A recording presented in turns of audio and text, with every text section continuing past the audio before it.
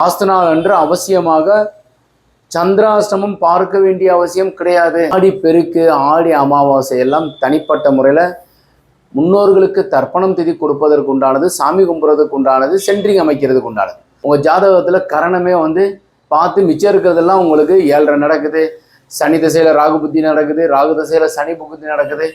அப்புறம் சனியோட சனி கோச்சார சனியும் ஜென்ம சனியும் சேர்ந்திருந்தால் எக்கச்சக்கமான கெடுபலன் நடக்கும். இது நாங்கள் இருக்கிறீங்க, அதில் வீடு கட்ட போகிறீங்க, வாஸ்து செய்யுங்க. கடை கட்ட போகிறோம், அப்புறம் அங்கே ஒரு பெரிய ஃபேக்ட்ரி கட்ட போகிறோம், பெரிய மாட மாளிகை கட்ட போகிறோம். இது எல்லாத்துக்குமே ஆடி மந்த்தில்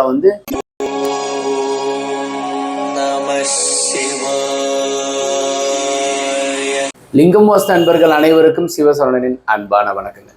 நிறைய வீடியோஸ் பார்த்துக்கிட்டே வர்றோம். இன்னைக்கு இந்த வீடியோவில் ஆடி மாதம் எந்த நாளில் வாஸ்து பூஜை செய்து கட்டட வேலையை துவங்கலாம் அப்படின்றதான் பார்க்க போகிறோம். ஆடி மாதத்தில் வாஸ்து இருக்கா? ஆடி 11ஆம் தேதி வாஸ்து இருக்குது. ஆடி பெருக்கு அன்னைக்கு காரியங்களை அப்புறம் சென்ட்ரிங் அமைக்கலாமா, அது தனியாக ஒரு வீடியோ அமைக்கிறேன். ஆடி பெருக்கு, ஆடி அமாவாசை எல்லாம் தனிப்பட்ட முறையில் முன்னோர்களுக்கு தர்ப்பணம் திதி கொடுப்பதற்கு உண்டானது, சாமி கும்புறதுக்கு உண்டானது, சென்ட்ரிங் அமைக்கிறதுக்கு உண்டானது. வாஸ்து பூஜைங்கிறது ஆடி 11ஆம் தேதி தான் சொல்லப்பட்டது. ஸோ அந்த வகையில் 27/7/2023 ஜூலை மந்த்து ஆடி 11ஆம் தேதி வியாழக்கிழமை அன்று குருவனுடைய நாளில் விசாகம் நட்சத்திரம், அந்த நட்சத்திரத்திலேயே குருவனுடைய நட்சத்திரத்திலேயே வாஸ்து பூஜை செய்வதற்கு உண்டான சித்தயோகம் கூடிய அருமையான நாள். காலையில் 7:42 8:18, அதாவது 7:45 to 8:15 நீங்கள் வாஸ்து பூஜையான செய்து கட்டட வேலையை துவங்குது. இது யாரெல்லாம் வாஸ்து பூஜை செய்யலாம் அப்படின்னாக்கா, ஒரு இடம் வாங்கியிருக்கிறீங்க, அதில் வீடு கட்ட போகிறீங்க, வாஸ்து செய்யுங்க. கடை கட்ட போகிறோம், அப்புறம் அங்கே ஒரு பெரிய ஃபேக்ட்ரி கட்ட போகிறோம், பெரிய மாட மாளிகை கட்ட போகிறோம். இது எல்லாத்துக்குமே ஆடி மந்தில் ஆடியில், அதாவது ஆணியில் காற்று காலமாக ஆரம்பிக்கும். ஆணியில் ஆரம்பிக்கும், ஆடியில் காற்று அலருமா, ஆவணியில் தான் அமரும் அப்படின்னு சொல்லியிருக்கு. ஸோ ஆடியில் அம்மிக்கல்லும் பறந்து ஓடிடுமா. ஸோ அதனால் அந்த காலத்தில் கட்டட வேலையை, மழை காலத்தில் கட்டட வேலையை துவங்கணுன்னா உங்களுக்கு நல்ல தண்ணி ஈரம் வாங்கும். ஸோ அந்த பில்டிங் பாசம் பிடிச்சிரும்.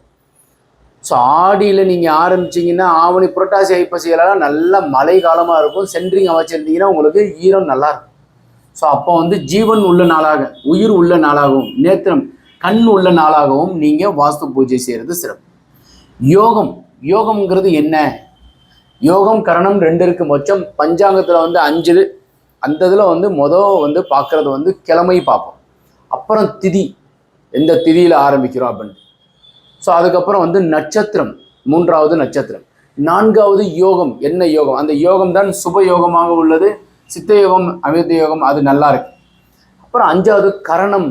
உங்கள் ஜாதகத்தில் கரணமே பார்த்து மிச்சம் இருக்கிறதெல்லாம் உங்களுக்கு 7.5 நடக்குது. சனி திசையில் ராகு புத்தி நடக்குது, ராகு திசையில் சனி புத்தி நடக்குது.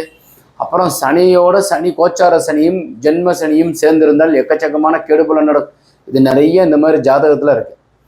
அதெல்லாம் தனியாக வச்சுட்டு கர்ணநாதனை மட்டும் பிடிச்சிக்கிறது.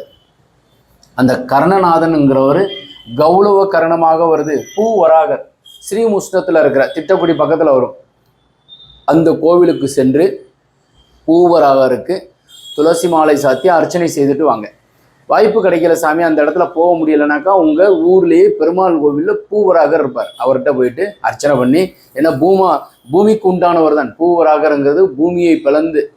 ஸோ அதனால் அவங்கள போய் வழிபாடு செஞ்சுட்டு கட்டட வேலையை துவங்குவதற்கு உண்டானது ஏற்றுது. இந்த அஸ்வினி பரணிக்காரங்களுக்கு அன்னைக்கு சந்திராஷ்டமம் இருந்துச்சு. வாய்ப்பு இருந்துச்சுனாக்கா இவங்கள போய் பார்த்தாலே சந்திராஷ்டமம் கூட அடிபட்டு போகுது. வாஸ்து நாள் அன்று அவசியமாக சந்திராஷ்டமம் பார்க்க வேண்டிய அவசியம் கிடையாது. யமகண்டமோ அந்த நாள் நல்லா இல்லைனாலும் பரவாயில்ல, பட் அந்த சந்திராஷ்டமம் மாத்திரம் பார்க்க வேண்டிய அவசியம் கிடையாது. அந்த நாளில் வாஸ்து பகவான் கண் விழித்து அருள் பாலிப்பார். ஸோ இந்த வகையில் நம்ம வாஸ்து ஆடி மாதம் 11ஆம் தேதி குருவனுடைய நாளில் வாஸ்து பூஜை செய்து கட்டட வேலையை துவங்குங்க. பிளான் முன்கூட்டியே அமைச்சிருந்தீங்கன்னாக்கா சரி பார்த்துக்கோங்க. பிளான் புதுசாக போடணும்னா கீழே இருக்கிற நம்பருக்கு கான்டாக்ட் பண்ணி வாஸ்து வரைபடம் நீங்கள் செக் பண்ணி வாங்கிக்கலாம், இல்லைனா புதுசாக அமைக்கிறதுக்கு உண்டானது கேட்டு வாங்கிக்கலாம். ஸோ நாங்கள் எப்படி செய்கிறோம்னாக்கா குழி பொருத்தம் பார்க்குறது. குழி உங்கள் ஜாதகத்திற்கு, உங்கள் ஜாதகமும் உங்கள் மனைவியினுடைய ஜாதகத்திற்கு குழி பொருத்தம் பார்த்து அதுக்கப்புறம் வரைபடம் அமைக்கிறோம். சப்போஸ் அதே செக் பண்ணனாலும் அதே முறையில் தான் பண்ணுறோம். ஸோ அவசியமாக எல்லாரும் கடைபிடிக்கணுங்கிறதுனால எளிமையாக நிறைய வரைபடங்களும் கொடுத்துட்ருக்குறேன்.